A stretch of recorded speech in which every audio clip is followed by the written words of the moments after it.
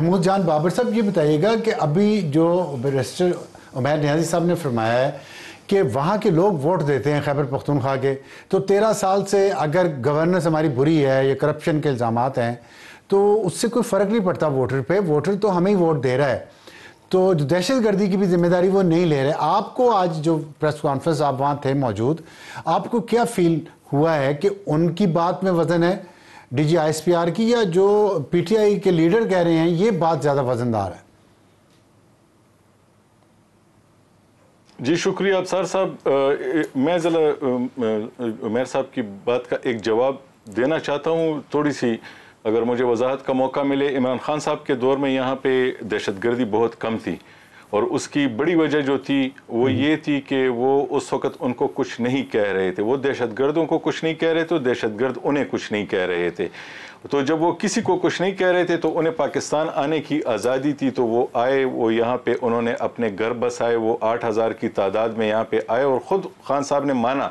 कि उनके दौर में 8000 लोग यहाँ पे पाकिस्तान में आए जो कि अब अपनी कार्रवाइयाँ कर रहे हैं। जब आप मुझे छोड़ते हैं इस रास्ते पे, मैं आपको क्यों कुछ कहूँगा?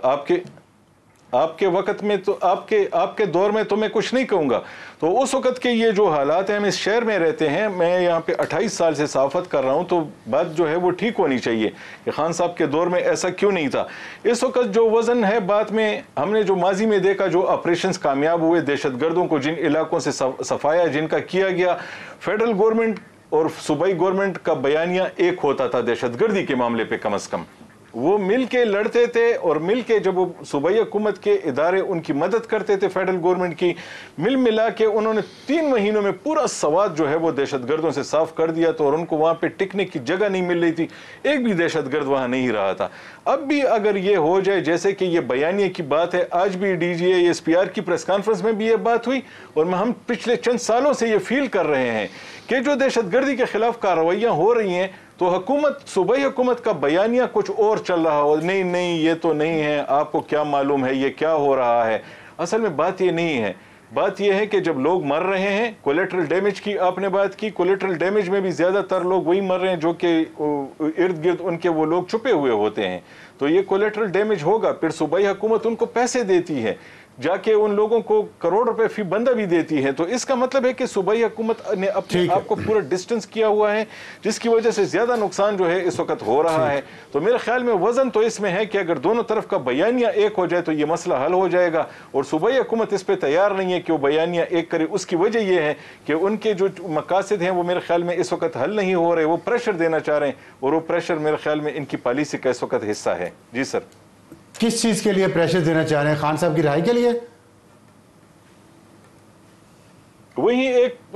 मकसद इस वक्त नजर आ रहा है कि फेडरल गवर्नमेंट को किसी भी तरीके से इस वक्त रियासत जो है उसे किसी तरीके से, जिस तरह के सुहेल खान साहब का आना भी एक वाज़ेह पैगाम है कि जो काम अली अमीन साहब नहीं कर रहे थे, कि जो फेडरल गवर्नमेंट को प्रेशर नहीं दे रहे थे, ऑपरेशंस को नहीं रोक रहे थे, उनके वक्त में सूबाई जितने भी महकमे थे वो उन ऑपरेशंस में हिस्सा भी ले रहे थे, खसूसन पुलिस की मैं बात कर रहा हूँ, वो उन्हें नहीं रोक रहे थे। और जिन इलाकों में ऑपरेशन हो रहा था वो वहाँ पे उनमें रुकावट नहीं बन रहे थे। तो सुहेल खान का आना एक वाज़ेह पैगाम है। ये तो सलमान अकरम राजा साहब भी कह चुके हैं कि मकासद हासिल नहीं हो रहे थे, तो अब जो लोग लाए जा रहे हैं तो इसका मकसद तो ही एक ही है कि किसी भी तरीके से उनको परेशान करके किसी तरीके से वो मसला हल किया जाए। जी, अफगानिस्तान के अंदर हमलों की इतलात हैं, तो क्या, और फिर जो बयानात आ रहे हैं, एक नैरेटिव है जो सख्त हो गया है रियासत का, आपके ख्याल में आपका क्या टेक है पेशावर में बैठ के कि ये दहशत गर्दी के ख़िलाफ़ कोई मिलिट्री ऑपरेशन लॉन्च होने जा रहा है जिसमें सियासी, जो जितने भी सियासी जमातें हैं उनकी सपोर्ट चाहिए नैरेटिव के लिए? जी देखें, एक तो जो अवामी मसला है खैबर पख्तूनख्वा के उन इलाकों में जहाँ पे ऑपरेशन हो रहा है, वहाँ के लोग ये सोचते हैं कि अगर ये कार्रवाई होगी तो उन्हें उनके घर छोड़ने होंगे, तो इसलिए वो जो लोगों में थोड़ा सा इस हवाले से खौफ है,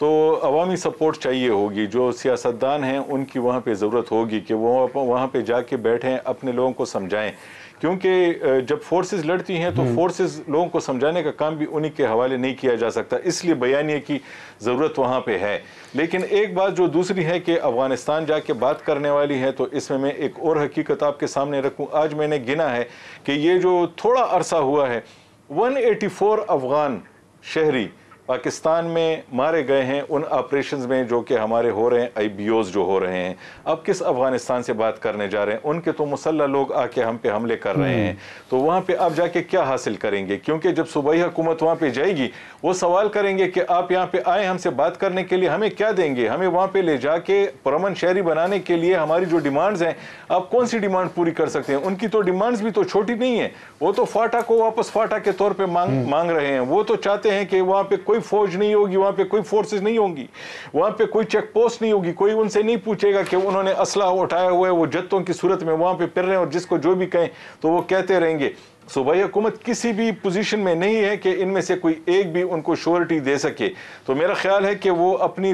پوزیشن کو میرے خیال میں صوبائی حکومت اس وقت صحیح طریقے سے جج نہیں کر پا رہی، تو اس لیے یہ مسئلہ اتنا آسان نہیں ہے جتنا ہمیں بتایا جا رہا ہے۔ یہ ٹائم بائی کرنے والی ایک بات ہے کہ صوبائی حکومت کچھ کر لے گی۔ اس وقت میں یہ سمجھتا ہوں صوبائی حکومت کے ہاتھ میں کوئی بھی ایسا اختیار نہیں جو کہ افغانوں کو پاکستان میں حملے سے روک سکے، اور وہ جو یہاں پہ جو TTP والے آنا چاہتے ہیں ان کو فیسیلیٹیٹ کر سکے، تو بات جو ہے وہی رہے گی جو اس وقت یہاں پہ ہے۔ سوال محمود جان بابر صاحب، آپ کا کیا ٹیک ہے آج کی جو پریس بریفنگ ہوئی ہے؟ ملٹری آپریشن شروع ہوگا جلدی، کنسنسس بلڈ اپ کر سکیں گے؟ بریفلی بتائیے گا۔ جی ایک بات تو واضح ہے کہ کوئی بڑا ملٹری آپریشن نہیں ہونے جا رہا، نظر بھی نہیں آ رہا، یہاں پہ کوئی ایسی تیاری بھی نظر نہیں آ رہی، آج کی بات چیت سے بھی ایسا نہیں لگ رہا۔ جو IBOs ہو رہے ہیں جو کہ انٹیلیجنس بیسڈ آپریشنز ہیں وہی ہو رہے ہیں، لیکن اس کے لیے مدد مانگی جا رہی ہے میرے خیال میں کہ اس میں مدد کی جائے کہ یہاں پہ اگر فورسز کارروائی کر رہی ہیں ساتھ میں جو عام لوگ ہوں تو وہ آ کے جی سہیل افریدی پہ ہے کنسرنز ہیں اس کے حوالے سے۔ آج بھی ہمیں جو اتنی طویل پریس کانفرنس ہوئی تو اس میں بھی یہ بات واضح طور پہ محسوس ہوئی کہ سہیل افریدی اگر آتے ہیں تو یہ علی امین کے وقت سے زیادہ میرے خیال میں ریاست اور صوبے کی کنفرنٹیشن بڑھے گی، اور یہ ایک واضح پیغام ہے اس وقت، اس میں کوئی ابہام نہیں ہے اس حوالے سے۔ سوال محمود جان بابر صاحب، آپ کا کیا ٹیک ہے آج کی جو پریس بریفنگ ہوئی ہے؟ ملٹری آپریشن شروع ہوگا جلدی، کنسنسس بلڈ اپ کر سکیں گے؟ بریفلی بتائیے گا۔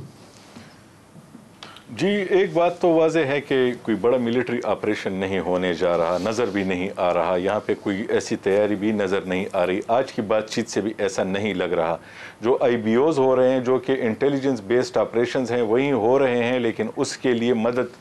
مانگی جا رہی ہے میرے خیال میں کہ اس میں مدد کی جائے کہ یہاں پہ اگر فورسز کارروائی کر رہی ہیں ساتھ میں جو عام لوگ ہوں تو وہ آ کے جی سہیل افریدی پہ ہے کنسرنز ہیں اس کے حوالے سے۔ آج بھی ہمیں